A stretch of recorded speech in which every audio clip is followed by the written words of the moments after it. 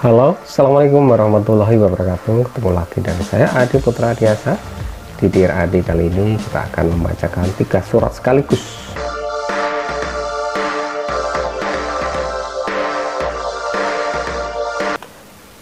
Surat yang pertama adalah datang dari Ruslan, ya, pelajar SMA kelas 2 Surabaya. Ini tentang guru killer yang lucu dan wajib ketawa, ya.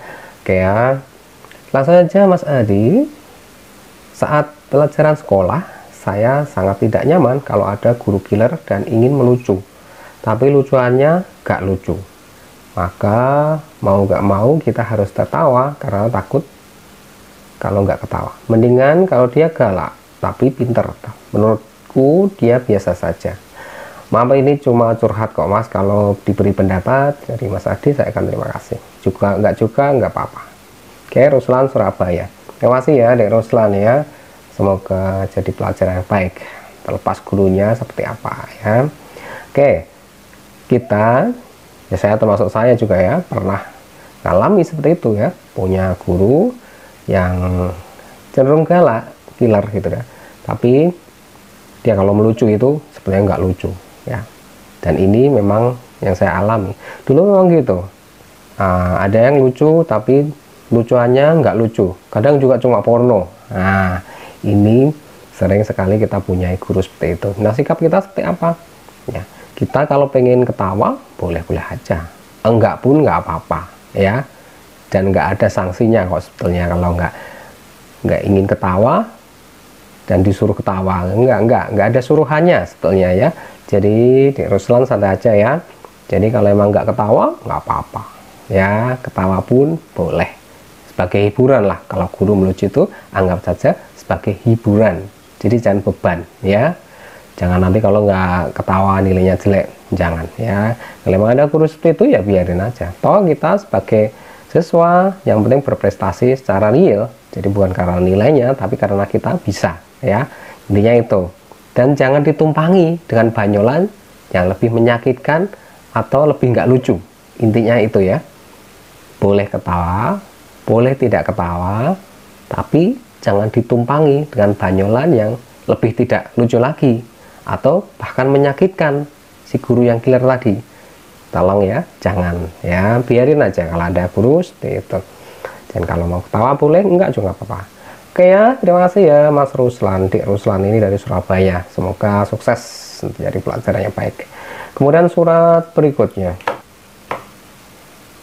Bram, Sumatera Utara. Saya seorang suami, jujur saja saya sering marah-marah sama istri. Tetapi akhir-akhir ini setelah marah, dia malah diam saja sambil mengerjakan sesuatu yang sedang dikerjakannya.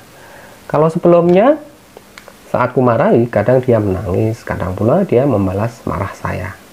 Saat ini saya bimbang antara merasa bersalah dan kecewa karena marah saya tidak ditanggapi. Mohon pendapatnya ya Mas Adi, terima kasih. Bram, Sumatera Utara, Sumut ya, Sumatera Utara ya.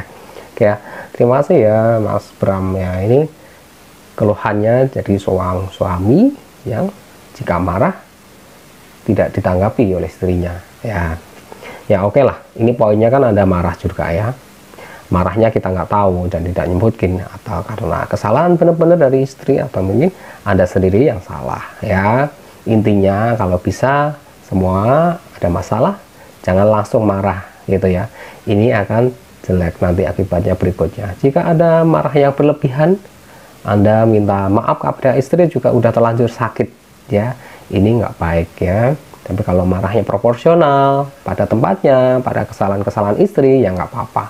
Toh misalnya kesalahan istri pun juga yang penting kita memberitahu agar kesalahannya tidak diulang lagi ya, itu lebih penting.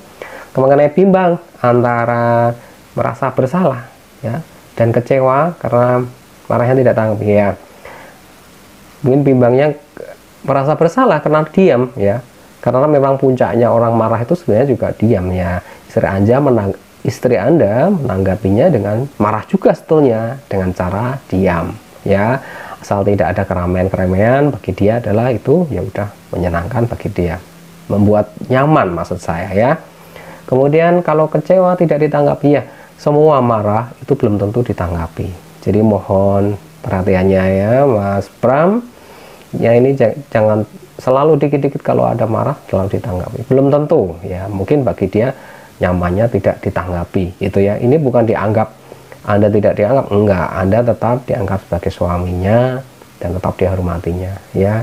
Nanti berusahalah dirayu atau diajak diskusi dan baik. Istri adalah pasangan kita, yang teman hidup kita, yang waktunya lebih banyak dihabiskan untuk kita.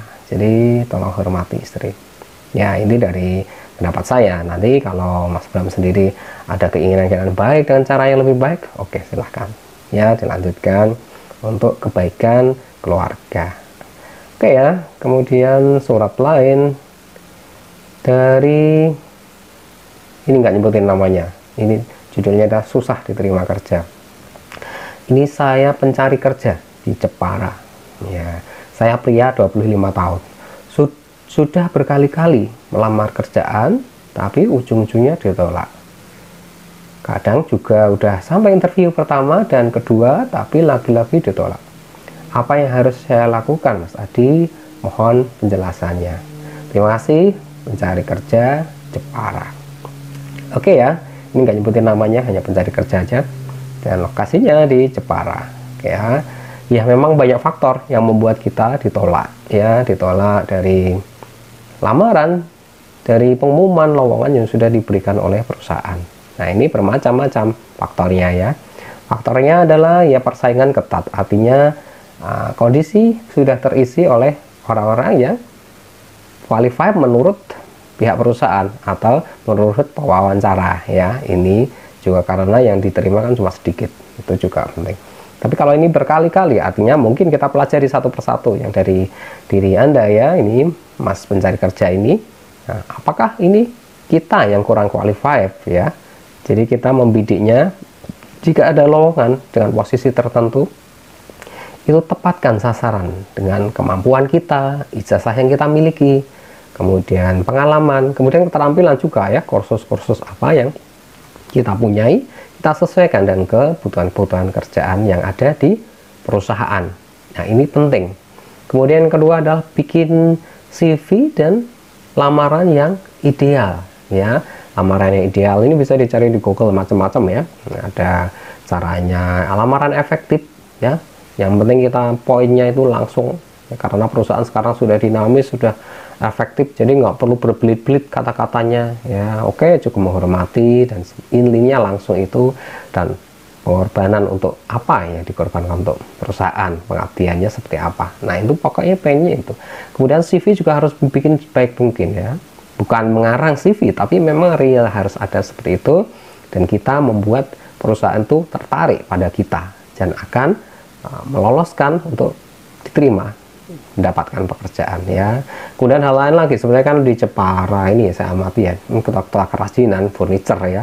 Jadi kalau mau kerjaan apapun juga di sana juga banyak sih ya. Kerjaan fisik juga ada, kerjaan non fisik juga ada. Tapi kalau memang ingin menciptakan kerjaan perkantoran atau non fisik atau administratif ya, Anda harus persiapan tadi ya. Ya, mengenai keterampilan terutama ya. Keterampilan itu harus penting sekali. Oke ya, terima kasih ya Mas pencari kerja, semoga segera mendapatkan pekerjaannya. Oke ya.